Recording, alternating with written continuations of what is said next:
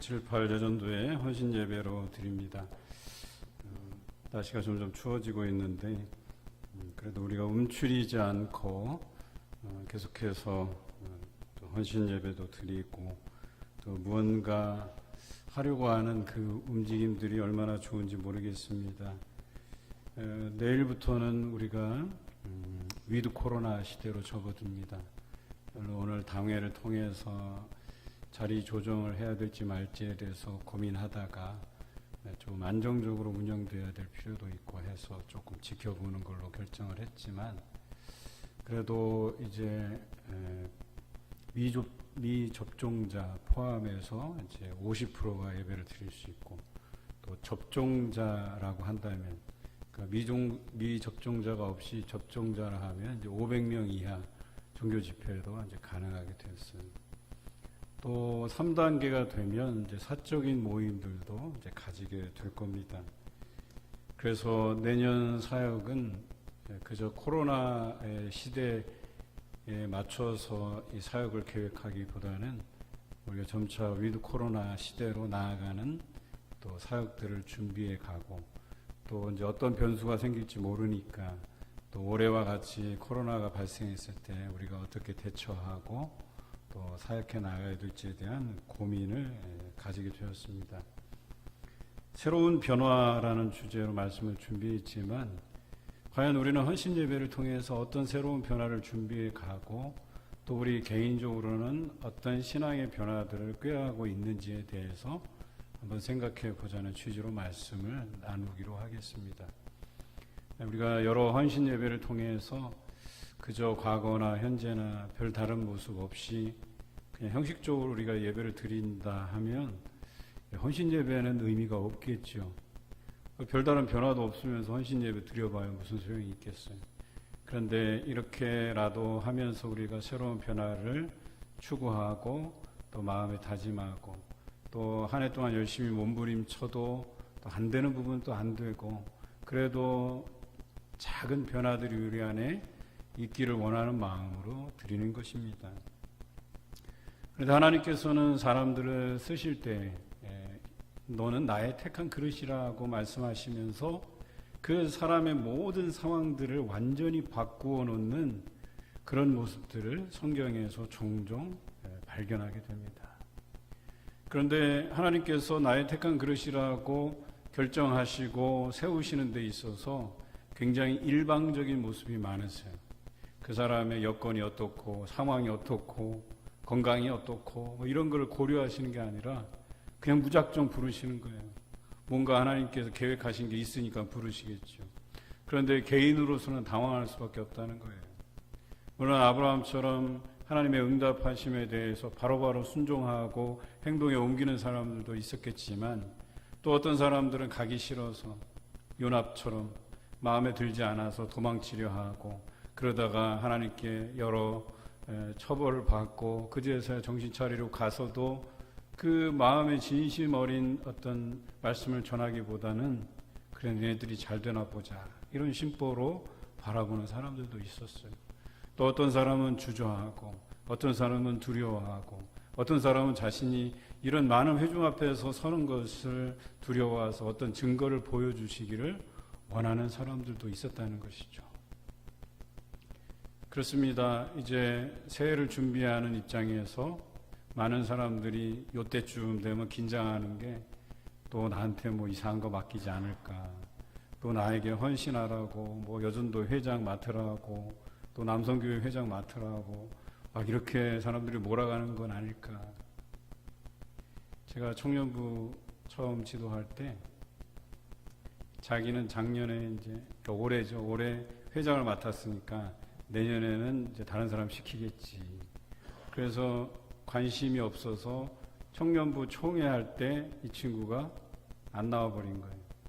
그런데 청년들 사이에서는 뭐 우리가 올해 뭐 그렇게 크게 한 것도 없으니까 한 번 더 하게 시키자 해갖고 그 사람을 뽑아놓은 거예요, 다시. 그리고 나서 이제 총회를 하고 제가 2월에 이제 부임하게 됐는데 이제 그 청년 회장으로 2년 연속 하게 된 친구의 그 이야기를 제가 듣게 된 거죠. 그 다음날 그 다음 주 교회 와서 막 펑펑 울었다는 거예요. 나는 하기 싫은데 자기 회장으로 맡겨놨다고 막 하기 싫다고 한 번 했는데 왜 또 시키냐고. 그런데 정관에는 2년 동안 연임할 수 있다 이 규정이 있었던 거예요. 그러니까 빼도 박도 못하고 차라리 예배 참석했으면 못한다고 강력하게 자기 의사라도 이렇게 표현했을 텐데, 그래서 저와 함께 청년부를 일으켜 세워보자고 열심히 했어요. 그런데 이 청년회장이 여성이었거든요. 저한테 매주일 불려와서 야단 맞는 거예요. 하는 일이 야단 맞는 일이에요, 그냥. 그래서 뭘 하자고 하면, 목사님, 저번에 이거 다 해봤는데 안 돼요. 안 돼요가 항상 입에 붙어 있어요. 안 돼요, 못 해요. 다 이러니, 다 해봤어요. 그래서 사람이 바뀌고 목회자도 바뀌었는데 이렇게 변화들이 있는데 어찌 안 된다는 말만 하냐. 첫 번째 도전은 겨울 수련회 참석 현황을 보고하라고 했어요. 누구누구 참석하는지. 그러니까 청년들은 그래요. 전일 참석자가 있고 전일 참석을 못하는 사람이 있어요. 예를 들어 직장인들은 오전에는 참석 못하니까 저녁에 참석하고 뭐 이렇단 말이에요.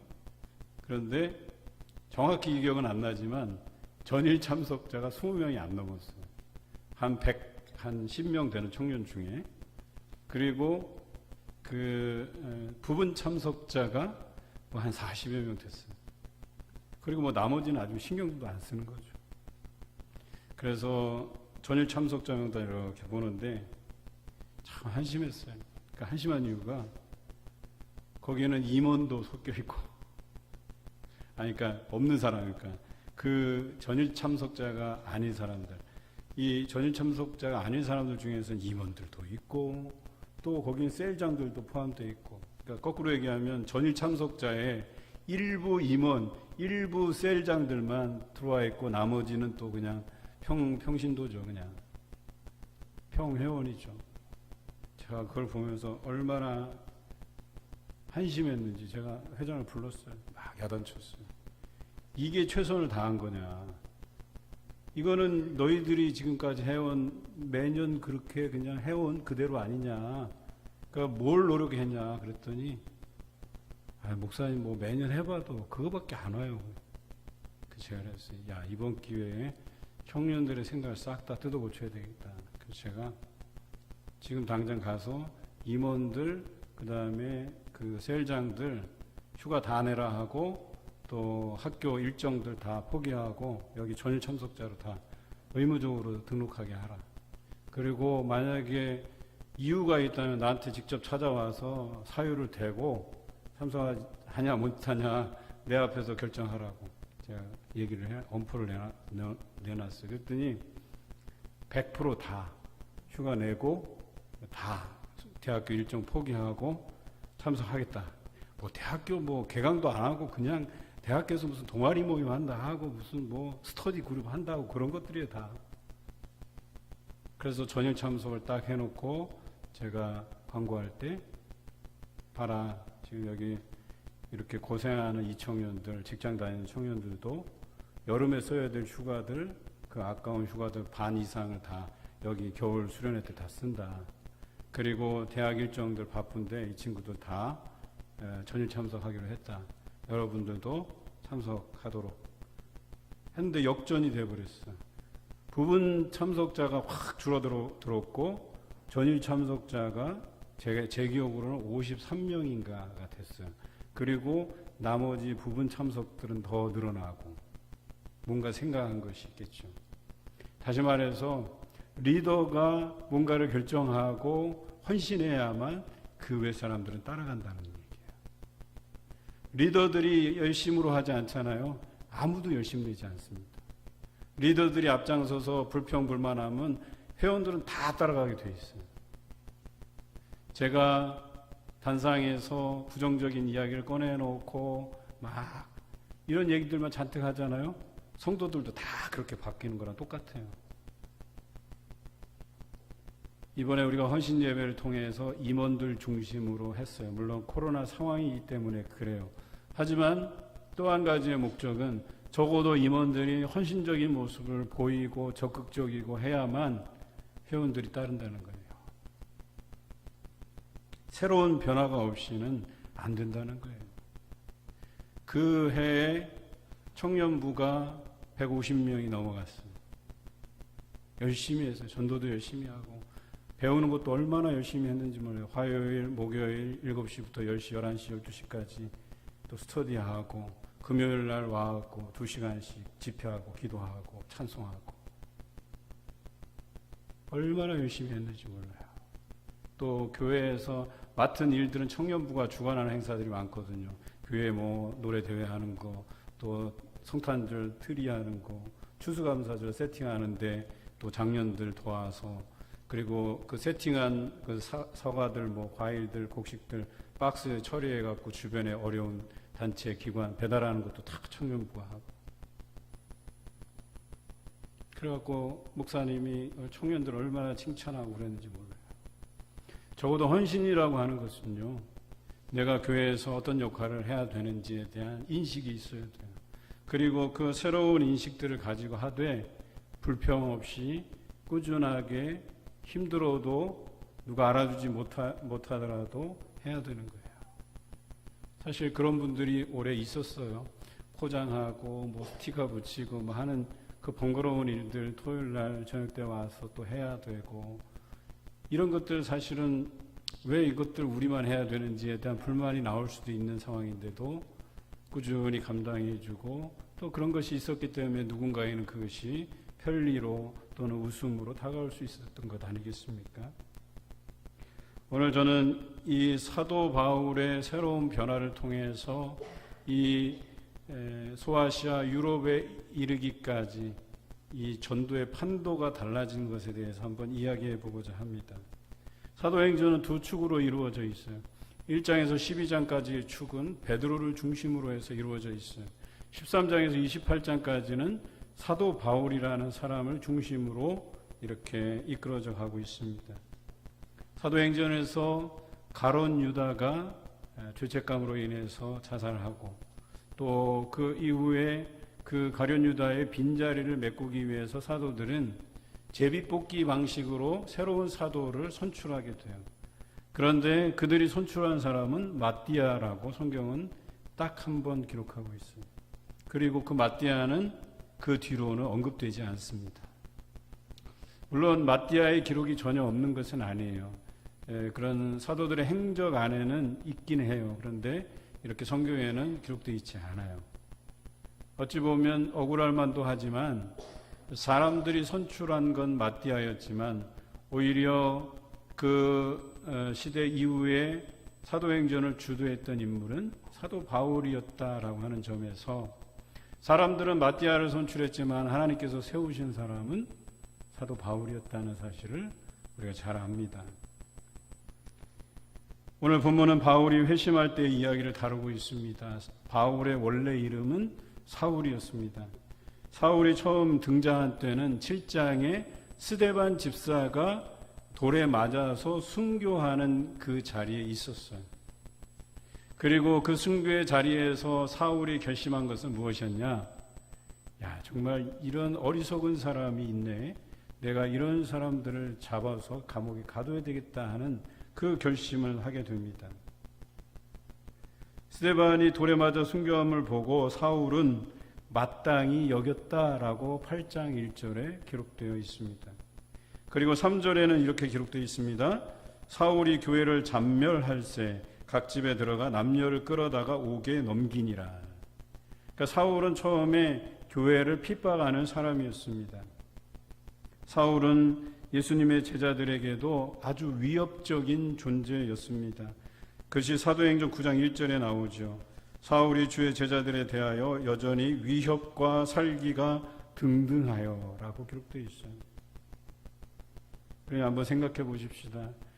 이 바울이 회심해서 사울이라는 이름을 바울로 고치고 그를 예루살렘으로 데려가서 바나바가 제자들에게 소개를 하게 돼요. 그랬을 때 제자들의 느낌이 어떻겠어요? 얼마 전까지만 해도 우리를 잡아 죽이려고 했던 그런 사람인데 이 사람이 마음이 변해서 자신들 앞에 나타난 거예요. 얼마나 당황스럽고 이 사람이 진짜 본심인가, 그 마음이 진짜 변해서 예수 그리스도의 제자가 된 것인가, 이런 의구심이 있었지 않겠습니까? 그는 이 살기가 등등하여서 대제사장에게 여러 회당에 다닐 때 써먹을 공문을 써달라고 이야기해요. 그 공문이 뭐냐면 예수 믿는 사람들 혹은 그와 만나는 사람들을 다 잡아다가 예루살렘으로 끌고 올 수 있게 하는 그런 공문이에요. 그리고 그는 남녀를 막론하고 결박해서 예루살렘에 끌고 오기 위해서 길을 떠납니다. 그리고 다메섹이라는 곳에 가게 돼요. 그리고 그곳에서 놀랍게 예수님을 만나게 되는 것이죠. 갑자기 그가 길 가다가 소리가 들려왔습니다. 사울아, 사울아, 내가 어찌 나를 박해하느냐. 사울은 깜짝 놀랐어요. 그래서 주여 누구이십니까? 라고 묻게 돼요. 예수님께서 사울에게 이렇게 말씀하시죠. 나는 내가 박해하는 예수라. 너는 일어나 시내로 들어가라. 내가 행할 것을 내게 이를 자가 있느니라. 이렇게 이야기하죠. 근데 이 상황이 참 놀라워요. 소리는 들려요. 근데 아무도 보이지 않아요. 다른 사람들에게는. 다른 사람들은 소리만 듣게 되고, 그런데 더 놀라운 것은 사울은 예수님의 존재를 알게 되고 그 즉시로 눈이 멀게 되는 일이 발생하게 됩니다.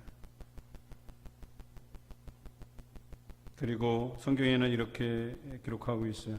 다른 사람의 손에 끌려가서 다메섹에 도착해서 사흘 동안 보지도 못하고 먹지도 못하고 마시지도 않았다. 근데 여기 성경에 보니까 마시는 것과 먹는 것은 그가 거절했던 것으로 보여져요. 그러니까 눈이 먼 것도 자기한테는 충격이에요. 그리고 지금 자신이 어떤 결정을 해야 되는지, 분명히 내가 핍박하는 존재하지 않았을 거라고 말하는 그 예수 그리스도의 음성을 똑똑히 자신이 들었거든요. 그리고 자신에게 당한 이 일이 예수 그리스도가 아니면 일어날 수 있는 일이 아님을 그가 직감했다는 거예요. 알았다는 거예요. 그러니까 그 충격으로 먹지도 못하고 마시지도 못하는 상황에 이르게 된 거예요. 그리고 성경에 기록되어 있듯이 그가 거기서 머물면서 기도하고 있었던 것을 우리가 알 수 있어요. 그리고 하나님께서는 환상 중에 다메섹에 있던 제자 아나니아에게 보여주세요. 지금 다메섹에 사울이라는 자가 있으니까, 기도하고 있으니까 내가 가서 안수하여 그 눈을 보게 하라고 이야기를 듣게 됩니다. 여러분, 깜짝 놀랄 일이에요. 아나니아도 알아요. 아나니아가 다메섹에 있었잖아요. 다메섹으로 자신들을 잡으러 오는 사울이었잖아요. 그런데 그 사람한테 가갖고 안수하라고 하는 거예요. 이것은 나 예수 그리스도를 믿는 사람이니까 나 잡아 가쇼라고 하는 것과 똑같은 거예요. 그런데 이 명령을 듣게 된 아나니아가 묻게 됩니다. 묻지 않을 수 없죠. 지금 상황이 어떻게 돌아가는지도 잘 알지 못하는데 왜 자신을 주의 성도에게 적지 않은 해를 끼친 이 인물에게 가게 하는지, 그리고 여기서도 주의 이름을 부르는 모든 사람을 결박할 권한을 대제사장에게서 공문을 받고 온 사람이다라고까지 하나님 앞에 어필을 하게 돼요. 그때 하나님께서 아나니아에게 이렇게 말씀하시죠. 가라. 이 사람은 내 이름을 이방인과 임금들과 이스라엘 자손들에게 전하기 위하여 택한 나의 그릇이다. 이렇게 말씀하세요. 그리고 또 말씀하시죠. 그가 내 이름을 위하여 얼마나 고난을 받아야 할 것을 내가 그에게 보이리라. 이렇게 말씀하고 계셔요. 아나니아는 사울에게 가서 안수하여 너로 다시 보게 하시고 성령으로 충만하게 하신다 함을 바울에게 알렸어요. 그리고 안수하니까 눈이 떠지고 성령의 충만함을 그가 받게 되었어요. 사울의 눈에서 비늘 같은 것들이 벗겨지고 다시 보게 되었고, 그가 세례를 받은 후에 음식을 먹고 강건해졌다라고 하는 것이 오늘 본문의 내용입니다. 그런데 오늘 이 본문을 통해서 저는 세 가지를 여러분과 함께 묵상하고자 합니다. 그 첫째는 하나님께서 택하신 그릇인데 그 어떤 동의도 그에게 구하지 않았다는 거예요. 보통 우리가 생각하기에는 적어도 내 생각이 반영되면 좋겠다 싶은데 오늘 하나님의 부르심은 일방적이세요. 그리고 성경에 보면 일방적인 부르심이 더 많아요. 거의 다수예요. 그런데 우리는 늘 생각해요. 하나님의 부르심이 있는데도 불구하고 왜 제가 해야 되죠? 할 사람이 그렇게 없나요? 부터 시작해서 별별 핑계를 다 이렇게 늘어놔요. 그런데 우리가 잊고 있는 것이 있는 거예요. 하나님의 이 부르심이 굉장히 일방적이라는 거예요. 그런데 우리는 생각하기에 합리적인 생각만 생각해요. 뭐 내가 당연히 해야 될 이유나 뭐 목적이나 뭐가 있어야 되고 그래도 적어도 목사님 이런 거 하실 때는 저에게 좀 여쭤보고 물어보고 그래야 되는 거 아니에요? 이렇게 말하는 분들이 다수예요. 그런데 한번 곰곰이 우리가 성경을 읽어보세요. 그 하나님의 부르심이라는 게 그 사람의 여건과 상황과 뭐 그 사람이 가진 어떤 뭐 지혜와 지식과 뭐 물질과 이런 것들을 고려해서 그 사람을 세워가는지 그렇지 않아요. 전혀 준비되어 있지도 않는데 너무나도 부족함에도 불구하고 부르세요. 너는 나를 위해서 사용될 택한 그릇이라고 말씀하세요. 아무것도 배우지 못한 무지한 어부들을 불러서 나의 제자로 삼으시는 그런 예수 그리스도의 모습에서도 우리가 알 수 있잖아요. 그런데 한번 곰곰이 생각해 볼 필요가 있어요. 그 부르심을 받은 사람들이 그 현재 그 상태로 하나님께서 사용하시는지 그렇지 않잖아요. 우리가 예수 그리스도의 제자로부터 시작해서 하나님의 부르심을 받은 여러 그 사람들을 보면 변해요. 바꾸어 가세요. 또는 조력자를 옆에 붙여주시기도 해요. 심지어는 하나님의 놀라운 능력을 표적과 기사를 행해 보이시기까지 해요. 그가 개인적인 삶을 그대로 살았더라면 그런 일이 그에게 벌어질 수 있는 일이 아니잖아요. 그럼에도 불구하고 그를 나의 택한 그릇이라고 세울 때 일방적인 그 세우심에 대해서 어떤 반응으로 하든 내가 그것에 순종하며 나아갔을 때 하나님께서 새로운 변화를 이끌어내신다라고 하는 것이죠.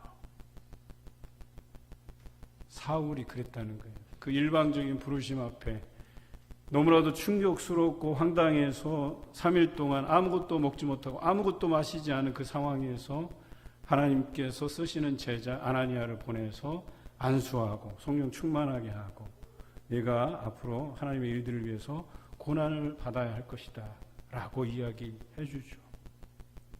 여러분, 차라리 그 답답한 상황에서 이렇든 저렇든 응답을 주시는 것이 훨씬 더 좋아요. 안 그러겠어요? 막연하잖아요. 그런데 나를 부르셨구나. 내가 핍박하는 그 예수 그리스도였는데 그분이 나를 다시 나의 택한 그릇이라 여겨주시고 부르셨구나. 그리고 그것을 위해서 내가 고난을 받아야 할 것임을 그가 알았을 때 그 심정이 어떻겠어요? 자기가 괴롭혔던 그리고 잡아들였던 그 사람들의 심정을 이해하지 않았겠어요? 그리고 그들을 이해하게 되지 않았겠어요? 그들이 그런 예수 그리스도의 그 실존, 그 부활을 목격했던 사람으로서 그럴 수밖에 없었겠구나라는 것을 심정적으로 이해하지 않았겠어요? 그리고 충분히 자신의 인생을 거기에 걸 만한 가치가 있겠다 생각하지 않았겠습니까? 하나님께서는 또 예수 그리스도께서는 그렇게 바꾸고 가신 거예요. 새로운 변화를 추구해 가신다라고 하는 것입니다.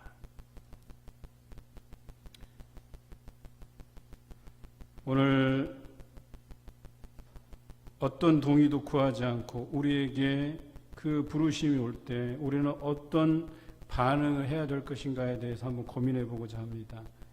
하나님의 이 일방적인 부르심에 대해서 많은 사람이 어떤 반응을 하냐면 첫 번째는 염려하고 두 번째는 두려워하고 어떤 사람은 신중함으로 반응하게 됩니다. 그런데 더 놀라운 것은 하나님께서 그들에게 확신을 심어주세요. 예를 들어볼까요? 모세의 경우가 그렇습니다. 애굽 왕과 이스라엘 백성 앞에 서기를 주저하고 또 말이 자기가 능숙하지 못하기 때문에 말의 어눌함 때문에 고민했어요. 그런데도 불구하고 그 징조를 그 앞에서 보여주시잖아요. 지팡이를 던졌을 때 뱀으로 변하고, 또 뿐만 아니라 그 이후에 그가 하나님의 택한 그릇으로서 행할 때에도 그 애굽 백성에게 10가지 재앙을 내리는 그것을 통해서 이스라엘 백성을 구원해 내잖아요. 또 말이 어눌하다고 하니까 아론을 붙여주시잖아요. 그것을 통해서 모세가 확신을 가지게 했다는 거예요. 뿐만 아니라 기드온은 어떤 사람이었었어요. 자신은 이렇게 고백해요. 하나님께서 너를 세워서 부르시겠다고 하는데 므낫세 중에 극히 약하고 내 아버지 집에서 가장 작은 자이다라고 자기는 표현해내요. 그 자기는 별 볼 일 없는 사람이라고 이야기해요. 그리고 나서 만약에 저를 쓰시려면 양털 한 뭉치 갖다 놓고 여기에만 물이 있게 해달라고, 이슬이 내리게 해달라고, 또 그 다음엔 뭐예요? 반대로 이렇게 여기만 이슬이 내리지 않게 해달라고, 이런 식으로 하나님에게 확신을 심어줄 것에 대해서 이야기하잖아요. 그럴 때 하나님께서 어떻게 하셨어요? 그의 요구대로 그대로 응답해 주세요. 그래서 그가 하나님의 사사로서 일할 수 있도록 해 주셨다라고 하는 것입니다. 물론 확신 있게 행동으로 옮긴 예도 있어요. 아까 설명했던 것처럼 아브라함이 그랬어요. 너는 본토 지쳐 아비 집을 떠나 내가 내게 지시할 땅으로 가라 했더니 그 시로 그냥 짐 싸갖고 그냥 옮겨버렸다니까요. 또 백세에 낳은 아들 이삭을 번제물로 드리라 했어요. 그랬더니 주저없이 장작을 준비해서 칼을 꺼내 들고 자식을 데리고 가요. 그리고 성경에 보면 잡으려 했다라고 성경 기록하고 있잖아요. 이미 그의 마음은 그 히브리어 문법에 보면 잡으려고 그 마음에 한 거예요. 아무런 주저함이 없이. 그런데 하나님께서 말리고 미리 예비된 제물을 통해서 제사를 받으시잖아요. 그를 기쁘게 여기시잖아요.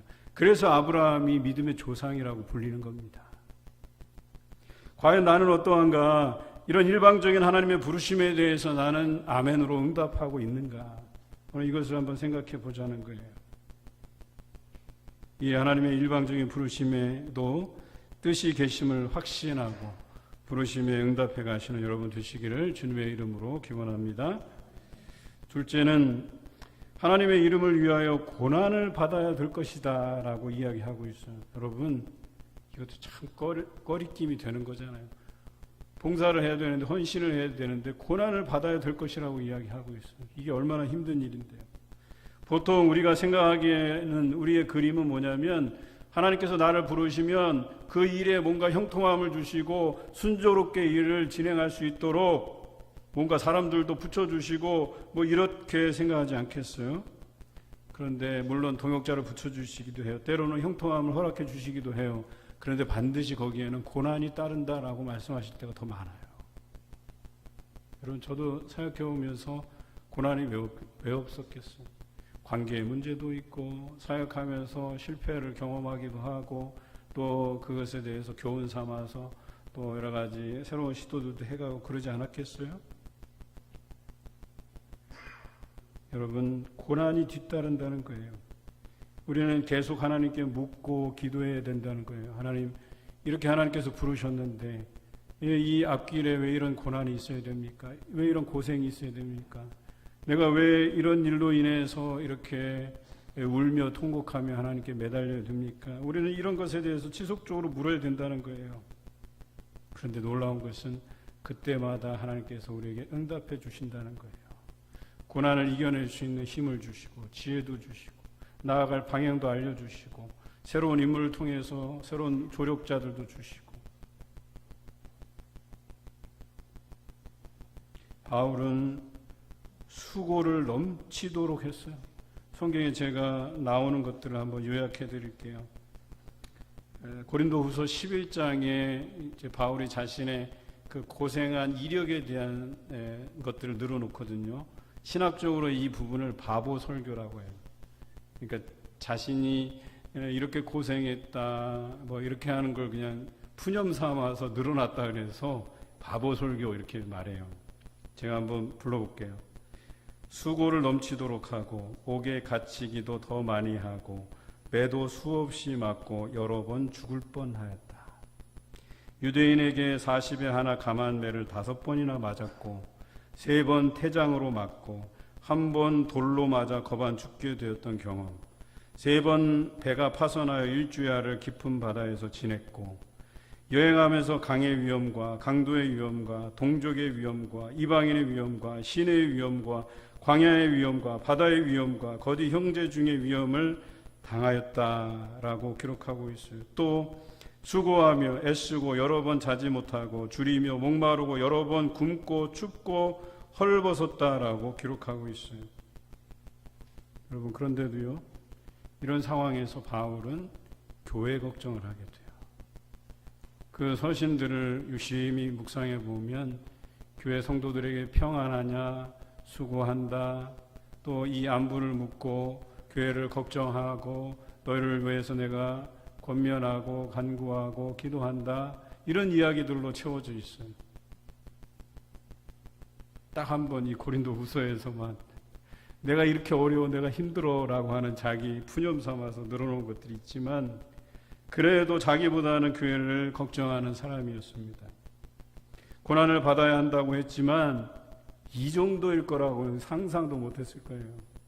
여러분 같으면 여러분 이 일을 행하는데 고난을 받을 것입니다 하면 이 정도 상상을 하시나요? 이렇게까지 내가 고난 받을 줄이야 여러분 생각하십니까? 그런데 사울도 마찬가지였죠.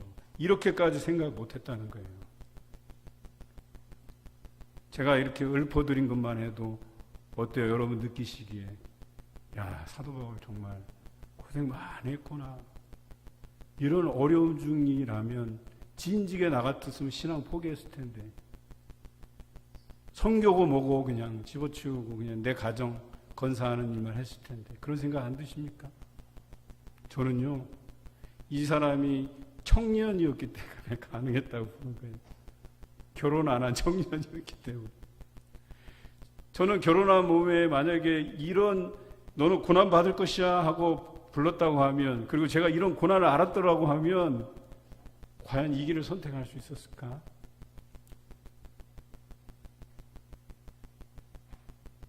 안타까운 이야기지만 목사들이 너무 교회에 헌신하다 보니까 자녀들 못 챙겨갖고 자녀가 망나니가 되는 경우가 종종 있어요. 그래서 뉴스에 보면 어떤 목사 자식이 뭐 사기치고 뭐 범죄에 연루되고 감옥 가고 이런 사람들도 더러 봤어요. 그런데 저는 그 사람들을 비판하고자 하는 게 아니에요. 얼마나 자식들 못 돌봤어요. 그래도 가족들에 대해서 조금 신경 써주고 관심 가져줬더라면, 이런 안타까운 마음이 드는 거죠. 어쩌면 이런 생각을 하는 거예요. 그것 때문에 오히려 그 교회가 그만큼 부흥했을 수 있을까? 이런 생각도 하게 되는 거예요. 사도 바울이 이런 선택을 하고, 아니죠, 일방적인 부르심이죠. 거기에 대해서 응답하고 나아가면서 이런 고난을 당하지 않았더라면 복음이 소아시아와 유럽을 넘어서 전 세계에 퍼질 수 있었을까 하는 생각을 하게 되는 것입니다. 저는 목회자로 부름받고 지금까지 하나님께서 말씀하신 것에 대해 늘 감사하며 순종해 나아가고 있기는 해요. 그런데 사도 바울만큼은 아닌 것 같아요. 그래도 뭔가 가족을 돌보게 되고 생각하게 되고 그런 어떤 사적인 마음들이 제 안에 없지 않아요. 그런데 사도 바울을 보면 그 이상인 것 같아요. 제가 목회자로서 겪는 고생스러움이 왜 없겠어요. 그런데 이 사울에 견줄 만한 것은 아니에요. 저는 어찌 보면 이 사도 바울의 제 자신을 비춰보면 제 지금의 삶은 감사하기 그지없는 삶이에요. 감사하고도 남아요. 저만 그렇겠어요? 오늘 이 바울의 고난당함을 여러분들이 읽고 묵상한다면 지금 여러분이 현재 이렇게 서 있는 여러분의 모습이 감사하지 않을 수가 없을 거예요. 우리에게 주어진 봉사와 헌신의 일을 감사함으로 감당하시는 여러분 되시기를 주님의 이름으로 기원합니다. 셋째는 우리로 성령 충만하게 하신다라고 하는 것이에요. 성령의 충만함이 없이는 사도 바울과 같은 이런 헌신을 기대하기 어렵습니다. 저는 이 청년 바울이 그의 일생이 다하도록 이 일을 감당할 수 있었다는 것, 그가 고난 중에서도 하나님의 사명을 다 감당할 수 있었던 것은 바로 성령의 충만함 때문이었다고 보는 겁니다. 성령의 충만함을 통해서 사울은 전의 모습과 확연히 달라진 모습을 보게 돼요. 그런데 사도행전의 여러 사람에게 이 성령의 충만한 사건들이 일어났어요. 그 마가의 다락방에서도 150여 제자들에게 어때요? 성령의 충만함이 일어났고 그것을 통해서 예루살렘과 유대와 사마리아 지역까지 복음이 전파되게 되잖아요.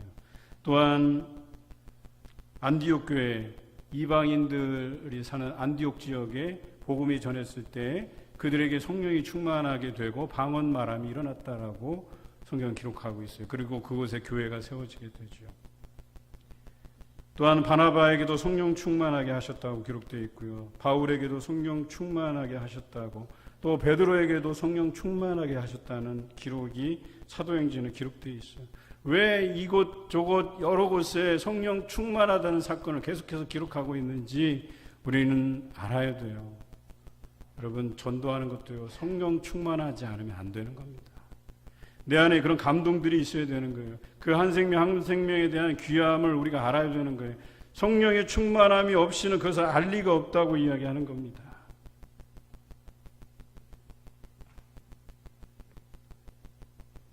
오늘 언급한 이 사람들이 성령의 충만함을 받고 새로운 변화를 통해서 담대히 복음을 전할 수 있게 되었다라고 하는 것을 우리가 잊지 말아야 될 것입니다.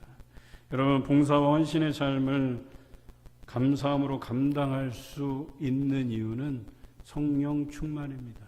이것이 없이는 안 돼요. 여러분, 테스트는 간단해요. 내가 오늘날 성령 충만한가? 교회 일을 하는 거 보면 알아요. 내가 감사함으로 하고 있는지, 열심으로 하고 있는지. 오늘같이 우리 16, 17, 18 구역, 우리 구역장들, 예배 인도자들 30분 전에 나와서 다 그냥 깜짝 놀랐어요. 쭉 도열해서 오시는 분들 이름표 붙이느라고 얼마나 분주하게 하셨는지 몰라요. 구역원이 많았는지 모르겠지만 지금까지 구역 만남의 주일 해오면서 오늘이 사진 촬영하는 사람이 제일 많았어요. 앞에서 우리 변성수 집사님이 이렇게 쓰시고 저렇게 쓰시고 하는 데만 시간이 너무 오래 걸렸어요. 막 사람이 너무 많아갖고 제각각이고 막 이러다 보니까. 그래도 한쪽에서는 마음이 흐뭇하더라고요. 제가 어떤 생각이 들었냐면 그것을 우리 구역장들과 구역예배 인도자들이 어떻게 감당했는지 모르지만 제가 느끼기에는 그분들의 표정과 그런 열정 안에서 이것을 감사함으로 성령 충만하게 감당하셨겠다 하는 생각이 들었어요. 제 생각에. 모르겠어요. 여러분들 생각은 어떠신지. 여러분, 봉사와 헌신의 삶을 감사함으로 감당하시기 바랍니다. 그것이 성령 충만한 증거입니다. 성령의 권능을 통해 표적과 기사가 일어나기 때문입니다. 성령의 9가지 열매를 통해 세상에 감동을 줄 수 있기 때문에 성령 충만해야 됩니다. 오늘 7, 8 여전도회가 헌신 예배로 드립니다. 부디 이 사도 바울의 회심과 같이 여러분에게 새로운 변화를 통한 귀한 헌신이 있기를 주님의 이름으로 기원합니다.